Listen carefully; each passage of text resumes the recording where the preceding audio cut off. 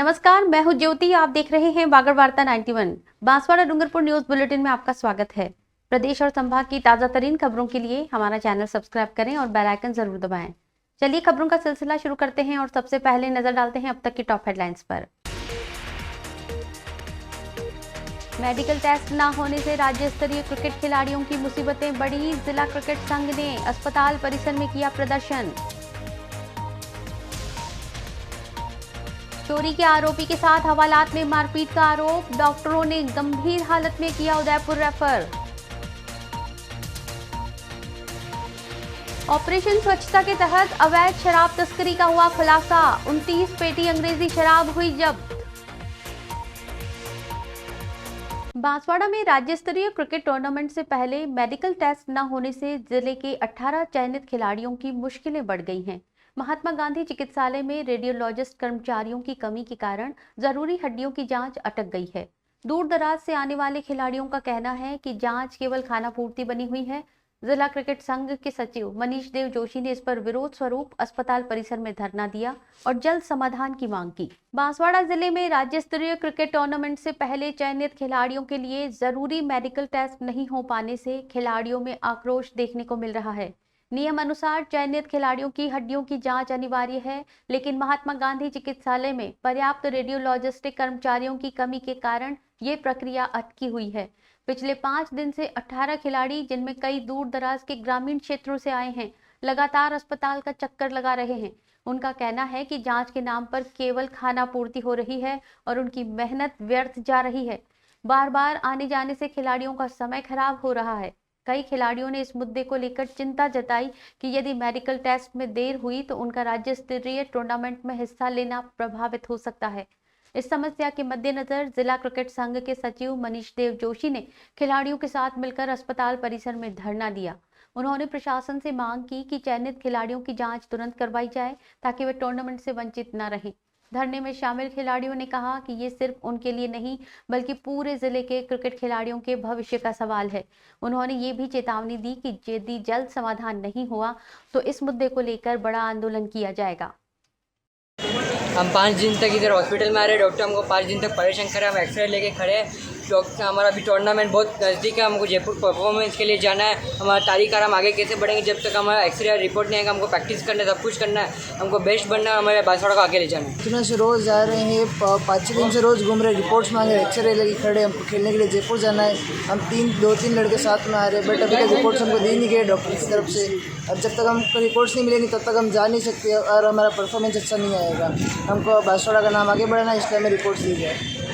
16 जो प्रतियोगिता राज्य स्तर पर आयोजित हुई है, जो 100 बच्चों की ट्रायल से हमने एक प्रक्रिया चालू करी थी, जो स्क्रूटनी होकर 46 बच्चे रहे और उन 46 बच्चों में से स्क्रूटनी होकर 16 बच्चे लास्ट स्क्रूटनी में रहे। अब होता क्या है कि उन सभी बच्चों का BCCI के दिशा निर्देश हैं कि इनका एक AVP टेस्ट होता है, वो टेस्ट करा के और संबंधित जिला चिकित्सालय से करा के ला के देना आपको। अब उन चिकित्सालय में जो चिकित्सक हैं, चाहे वो रेडियोलॉजिस्ट हो, चाहे ऑर्थोपेडिक हो, चाहे इनका जो भी बोर्ड बनते हो, इनको तीनों को तय करके देना है उस रिपोर्ट्स को कि भाई इस बच्चे की एज इस क्राइटेरिया में ये आ रही है। ठीक है, ये इस चीज़ के लिए हम रिक्वेस्ट कर रहे हैं। हमारे पास पूरे ज़िले के दूरस्थ क्षेत्रों से, चाहे वो कुशलगढ़ का क्षेत्र हो, चाहे आनंदपुर का क्षेत्र हो, चाहे घाटुर का क्षेत्र हो, उन क्षेत्रों से बच्चा आ रहा है। 5-6 दिन हो गए डेली हमारे कोच और स्टाफ इनको लेके आ रहा है। और दुर्भाग्य देखो कि बोर्ड बनाने के 5 दिन बाद भी आज भी बच्चा वहीं का वहीं खड़ा हुआ है, एक्सरे होकर पड़ा हुआ, अभी तक उनको रिपोर्ट्स नहीं मिलेंगी।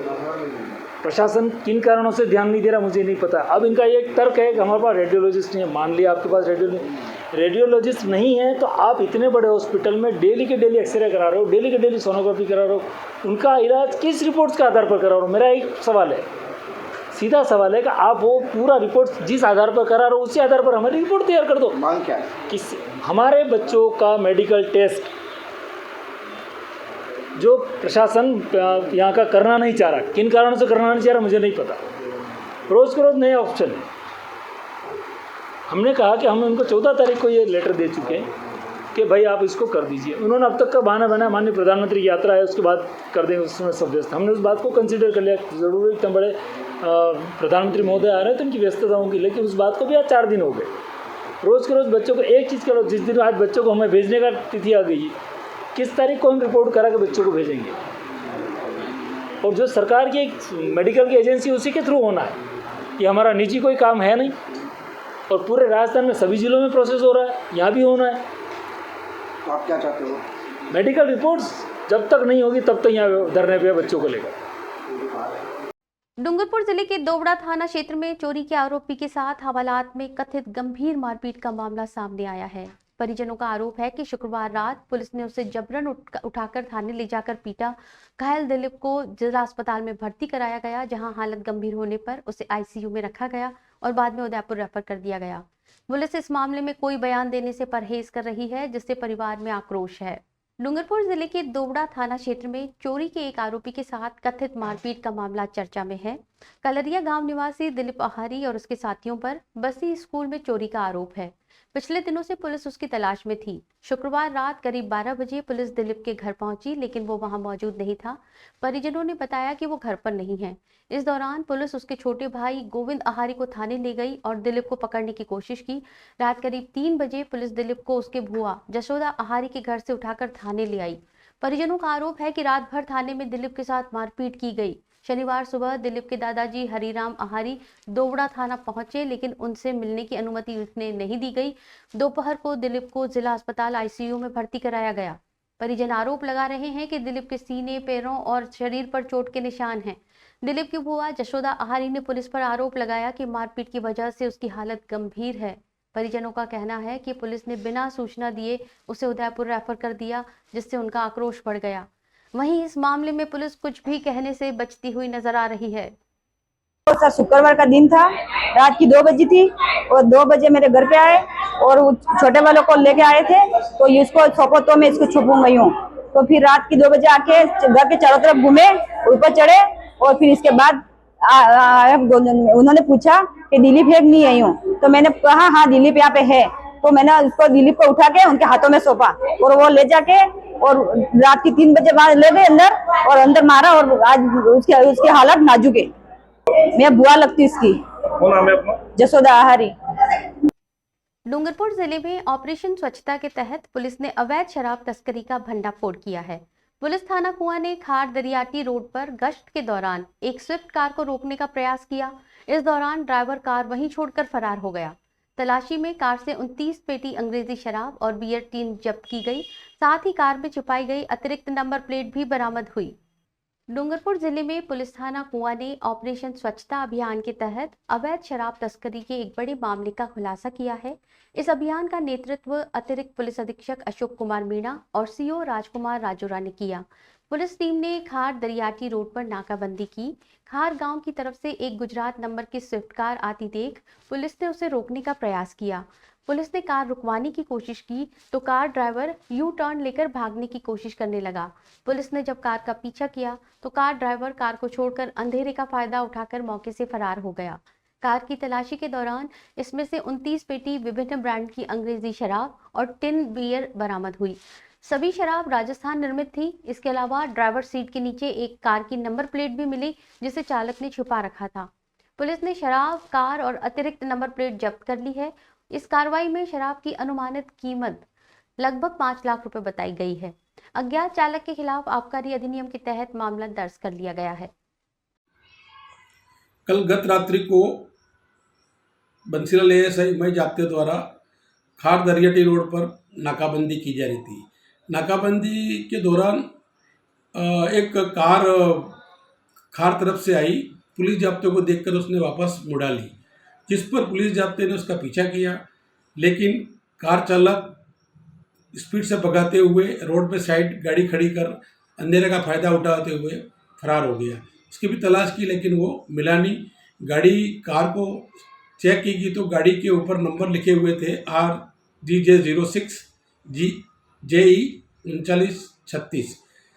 उसके अंदर चेक किया गया 14 पेटी बियर मिली, 15 पेटी क्वार्टर है विभिन्न प्रकार के, कुल 29 पेटी राजस्थान निर्मित शराब को जब्त किया गया। उसके अंदर एक नंबर प्लेट RJ27 नंबर की एक नंबर प्लेट भी मिली है, जिसमें अज्ञात चालक के विरुद्ध प्रकरण पंजीबद्ध कर लिया गया है। बांसवाड़ा के दशहरा मेले में चाकूबाजी की घटनाओं का सिलसिला थमने का नाम नहीं ले रहा है। बीती रात मेले में एक युवक पर अज्ञात युवक ने चाकू से हमला किया। हमले में युवक गंभीर रूप से घायल हो गया और मौके पर मौजूद लोगों ने राजतालाब थाना पुलिस को सूचना दी। घायल को जिला अस्पताल ले जाया गया, जहां प्राथमिक उपचार के बाद गंभीर हालत देखते हुए उसे उदयपुर रेफर कर दिया गया। इस घटना ने मेले में सुरक्षा को लेकर भी कई सवाल खड़े कर दिए हैं। बांसवाड़ा में दशहरा मेले के दौरान चाकूबाजी की घटनाओं का सिलसिला थमने का नाम नहीं ले रहा है। बीती रात मेले में एक बार फिर चाकूबाजी की घटना सामने आई, जिसने सुरक्षा पर सवाल खड़े कर दिए हैं। इस बार घटना में अनिल नामक एक युवक को अज्ञात युवक ने चाकू से हमला कर गंभीर रूप से घायल कर दिया। घटना के समय मेले में भारी भीड़ मौजूद थी और अचानक हुई इस वारदात से सनसनी फैल गई। मौके पर मौजूद लोगों ने तुरंत राजतालाब थाना पुलिस को सूचित किया।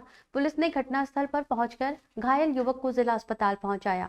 वहां प्राथमिक उपचार के बाद डॉक्टरों ने उसकी गंभीर स्थिति को देखते हुए उसे उदयपुर रेफर कर दिया, जहां उसका इलाज जारी है। इस घटना ने बांसवाड़ा में कानून व्यवस्था पर भी गंभीर सवाल उठाया है। राजतालाब थाना पुलिस ने मामले की गंभीरता को देखते हुए आरोपी युवक की तलाश तेज कर दी है। बांसवाड़ा में नवरात्र समाप्त के दूसरे दिन कॉलेज ग्राउंड में दशहरा के मेले में हर साल की तरह इस बार भी रावण, कुंभकर्ण और मेघनाथ के पुतले का भव्य दहन होगा। नगर परिषद की ओर से इस बार 40 फीट का रावण, 25 फीट के कुंभकर्ण और मेघनाथ के पुतले बनाए जा रहे हैं।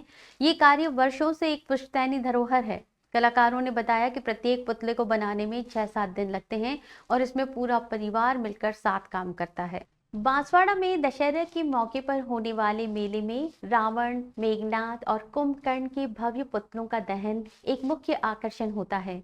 नवरात्र समाप्त के दूसरे दिन कॉलेज ग्राउंड में ये आयोजन कई वर्षों से चला आ रहा है। इस बार नगर परिषद की ओर से 40 फीट लंबा रावण, 25 फीट लंबा कुंभकर्ण और 25 फीट लंबा मेघनाथ का पुतला तैयार किया जा रहा है। इन पुतलों को बनाने का काम ये कलाकार वर्षों से कर रहे हैं। उन्होंने बताया कि पिछले 20 वर्षों में उन्होंने मध्य प्रदेश, गुजरात और राजस्थान के कई जिलों में पुतले बनाए हैं। प्रत्येक पुतले को बनाने में करीब 6 से 7 दिन का समय लगता है। ये कार्य उनका पुश्तैनी व्यवसाय है और इसमें इनके पूरे परिवार का सहयोग रहता है। कलाकारों ने बताया कि रावण, कुंभकर्ण और मेघनाथ के पुतलों को बनाने में उनकी भावनाएं जुड़ी हुई हैं। कलयुग के रावण को बनाना हमारे लिए केवल एक कला नहीं, बल्कि एक परंपरा है। दशहरे के दिन इन पुतलों का दहन बड़े उत्साह और भव्य आयोजन के साथ किया जाएगा। सालों से ये रावण के पुतले बना रहे हैं। एमपी, गुजरात में सब जगह हम करते हैं, आर्डर आता है, जहाँ कोटेशन मिलता है वहाँ के रावण बनाते हैं साहब। और यहाँ के रावण है, हमको यहाँ का भी मौका मिला 2 साल से, तो यहाँ बना रहे हैं। रावण है 35 फीट, 40 फीट का हो जाएगा। और कुंभकर्ण है 25 फीट का, मेघनाथ है 25 फीट का। ये काम अब अंतिम चरण में हो रहा है, पूरा होने आ गया है। अब इसको पूरा कर रहे हैं उनका बना रहे, और इनको इतनी मेहनत से बना रहे हैं तो दुख तो थोड़ा होगा ना साहब कि इतना बढ़िया पुतला बनाया, फिर भी अब कलयुग का ये पुतले बनाए हैं रावण के, तो अब जलाना ही है। 220 का था, अभी कुछ सारी तरफ से ये इनकम टैक्स वाले ये पैसे ज्यादा लग रहे हैं, इसी हिसाब से हमने GST लग रही है। अब क्या पुतले का कितना काम बाकी रह गया है? बस अब ये पुतले कंप्लीट है, हमारे थोड़ा ये फिनिशिंग का काम बाकी है।